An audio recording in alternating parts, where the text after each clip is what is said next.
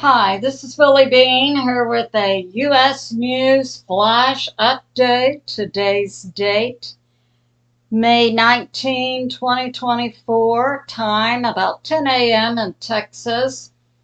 Some of the things we'll be covering: sealed in the U.S., Shiloh, Cheyenne Mountain, Washington, D.C.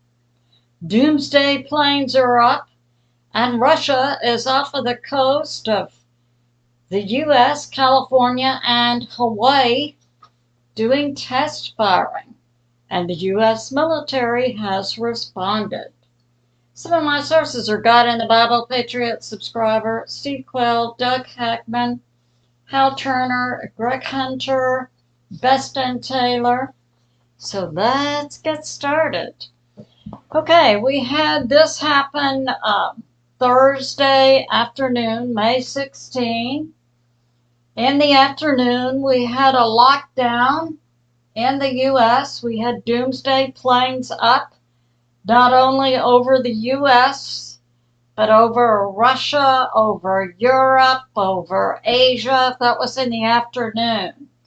And supposedly we had 4 people up who were carrying the nuclear football, Biden, KH, Mike Johnson, Speaker of the House, third in line to be president, and a designated survivor, part of the continuity of the U.S. government. An individual is named designated survivor who is outside the political realm of Washington, D.C. The designated survivor would become president if the president, vice president, speaker of the House were neutralized. So that all happened Thursday afternoon. Plus, we had silos all over the U.S. being sealed and so on. We have multiple locations for silos that contain U.S. nuclear weapons. They were being sealed. That meant the individual who could do the launching was inside the silos. They had been sealed, no one in, no one out. We also had sealed NORAD and Cheyenne Mountain. We had sealed Omaha Command in Nebraska. We had sealed Denver, Colorado, the underground area that would be the provisional capital of the U.S. if Washington, D.C. was bombed. So that all happened Thursday afternoon. Thursday night, Russia puts a warship here about 345 miles off of the U.S. California coast and also near Hawaii. Russia has put up NOTAMs, no-fly areas, between Oakland, California, San Diego, California, the Russian ship, and also Hawaii for all traffic going to Hawaii from the U.S. or from Hawaii to the U.S., from the U.S. to Hawaii and Hawaii back. Russia has issued NOTAMs, and so we're assuming that air traffic has been stopped between the U.S. and Hawaii, Hawaii back to the U.S., and also affecting U.S. flights in this area down to Baja, Mexico. Russia will be conducting rocket launches, it says, with dummy warheads, and that happened about 6 to 7 p.m. on May 16. So in the afternoon of May 16, we have this big lockdown in the U.S., continuity of government put in place.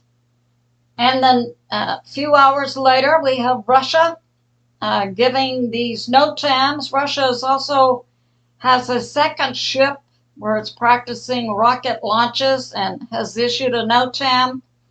That's on the other side of Norway and Finland in the Barents Sea. So for the U.S., Russia has issued this no-TAM, no-fly, effectively shutting down a portion of U.S. planes. And this will continue until May 24, a period of about 10 days.